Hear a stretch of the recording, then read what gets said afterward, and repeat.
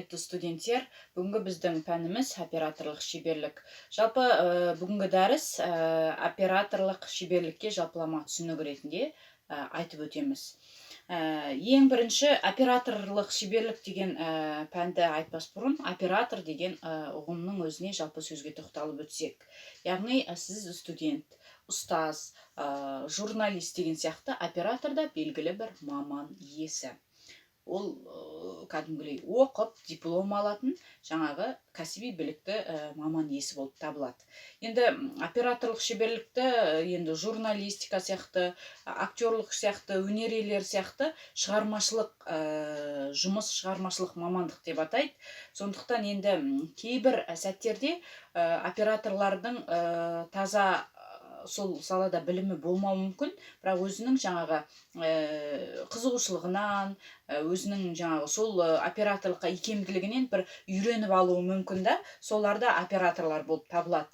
Оператор деген кезде ең біріншіден біз бәрімізге белгілі камера ұстап жүгіріп жүретін адамды елестетеміз. Көшеде болсын, телеарналарда болсын. Жалпы операторлық шеберлікте операторлардың енді неше түрлісі болады ғой. Фильмдер бар мысалға, телеарналарда түсіретін бар, бағдарламаларда, жаңалықтарда, сосын жаңағы әуесқой түсірілетіндер бар, сосын өнер иелерін түсіретін жаңағы бейнеклип түсіруші неше түрлі түрлері бар. Енді біз бүгін негізгі тоқталып өтетініміз осы жалпы кино саласы мен телеарна саласындағы операторлар. Жалпы кино саласына айтатын болсақ, енді көркем фильм болсын, сериалдар болсын, оның маңызы өте жоғары болғандықтан, мұнда міндетті түрде оператордың жаңағы кәсіби біліктілігі өте қатты қаралады. Ол өзінің жаңағы білімі, тәжірибесімен қоса бірнеше ұжыммен жұмыс істейді.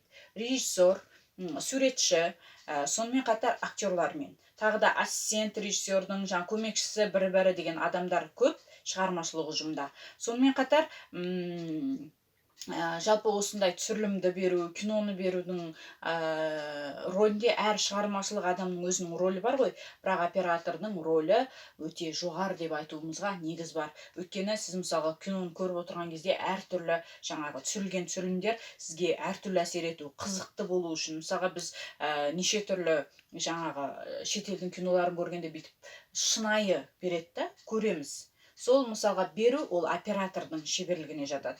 Жалпы барлық стандарт бойынша пландар бізде 3 түрлі план болады. Жалпы план, мен мысалға толығынан түсірсе, одан кейін орта план, жақынырақ түсірсе, одан кейін ірі план. Ол жаңағы қол, мысалы қаламсап деген сияқты қаттырақ жақын келіп, жаңағы сол нәрсеге барлық акцентті түсірген кездегі пландар болып табылады. Сондай оператордың шеберлігі ол әртүрлі ракурстарға да байланысты. Бірінен қырынан түсіреді, бірінен артынан түсіреді, жүріп бара жатқанда деген сияқты. Бұлардың бәрі енді түсірілу төменгі, жоғарғы жақтар деп бөлініп келе береді.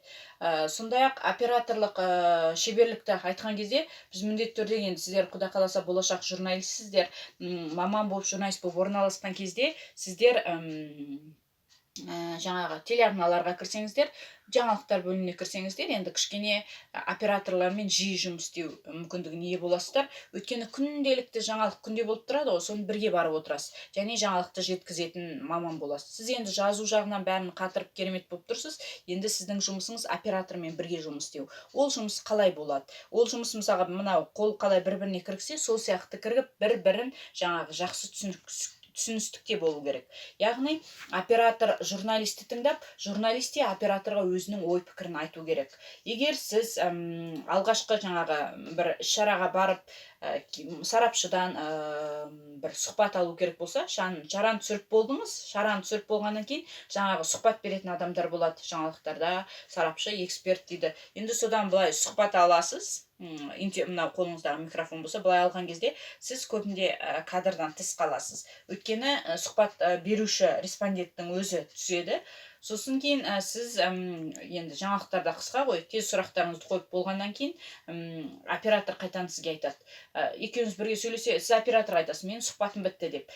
Бірақ оператор қайтадан кішкене түсіре бастайды. Неге? Өйткені ол перебивка жинайды. Яғни жаңағы кісіні детально қолын, көзін, қолындағы блокнотын деген сияқты әртүрлі нәрсені, көзілдірік кисе көзілдірігін деген сияқты. Бұл не үшін? Бұл экранда жаңағы адамның бейнесі кеткен кезде біз біреу сұхбат беріп жатса, соны 30 секунд қана тыңдай аламыз. Ал 30 секундтан ары қарата көзіміз қабылдамайды. Сондықтан осы 30 секундтың арасына сыйдырып, басқа пландар алмастыру үшін, жаңағы экраннан адамды алшақтатып алмау үшін сонда кадрлар бірінен бірін кейін қойылады. Бұл жалпы процесс үлкен. Бұны енді монтаждау кезінде, тағы да өмір барысында, өзінің шын еңбек өндіріс барысында сіздер тағы да көре жатарсыздар. Сондай-ақ операторлар туралы жалпы айтқан кезде, операторлардың біз жаңағы шеберлігін айтып өттік қой енді, ракурстары бойынша деп. Сондай-ақ операторлар өзінің жаңағы фантазиясы өте керемет болу керек. Сіз мысалға тағы да журналистиканың бір несі, сіз стендап жасайсыз. Стендап дегеніміз тұрып жаңағы хабар беру өзіңіздің жаңалықтың арасында. Болмаса сіздің артыңызда бір үй салынып жатқан болса, болмаса сіздің артыңызда бір жаңағы перзентханадан бала шығарып жатқан адамдар болса, мысалға бір әншінің или өнер иесінің жаңа перзентханадан баласын шығарып жатса, міне қуанышты жаңалық деп осылай тұрып стендап жасаған кезде неше түрлі стендаптың түрлері болады. Соны жасау журналист пен оператордың екеуінің бірге ойына келіп кіретін нәрсе. Өйткені сіз оны толықтырасыз, ол сізді толықтырады. Сол кезде қызықты, әдемі пландар дейміз ғой, жиналады.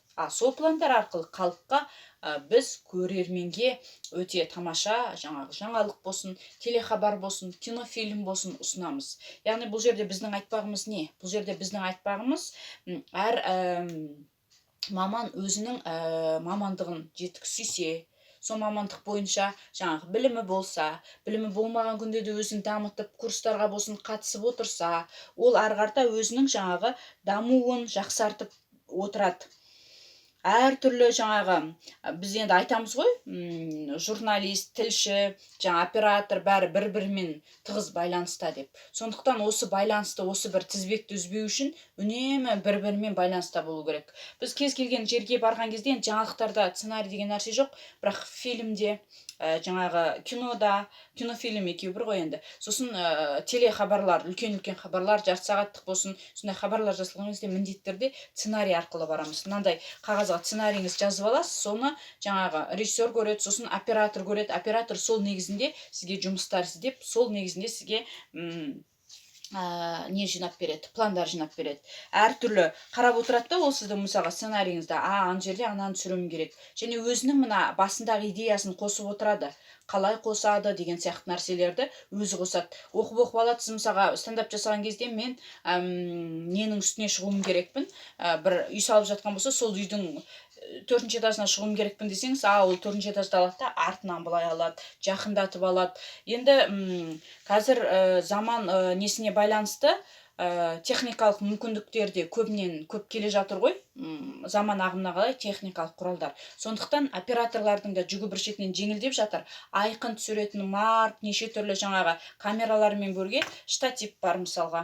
Содан кейін жаңағы ронин деген бар, айналдырып жүріп, жүгіріп жүреді. Мысалы клиптарда неше түрлі нәрселер түсіреді ғой. Сол сияқты техникалық мүмкіндіктер көбінен дамып жатыр. Мынандай ұшыратын бар, коптер дейді, оны дронмен жоғары жақтан бітіп алады. Оның барлық техниканы тілін меңгеру, ол осы жас болашақтағы операторлардың міндеті. Жалпы журналистер өзінің жаңағы оператормен жұмыс істеген кезде осындай нәрселерді, ойды, идеяны операторға түсіндіріп айту керек. Сол кезде бірлескен жақсы, керемет мүмкіндік шығады. Яғни біздің бүгінгі сабағымыздан қорыта айтатын болсақ, операторлық шеберлік ол үлкен ауқымы өте кең нәрсе.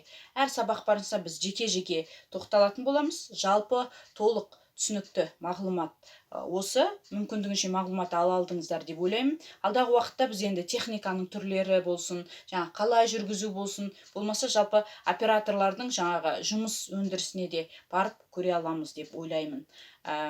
Операторлық шеберліктердің сосын тағы да бір байқауға болатыны, сіздер фильм көрсеңіздер де қалай түсіру, ракурстарды қалай беру, жаңалықтар болсын, соған көп үлкен мән бере отырсаңыз, сіздерге ол айқын, анық болып көрінеді. Операторлық шеберлік дегеніміз шығармашылық жұмыс. Тағы да қайталап айтатын болсақ, бұл жұмыс кәдімгідей үлкен еңбекті, фантазияны, көп тер төгуді қажет етеді.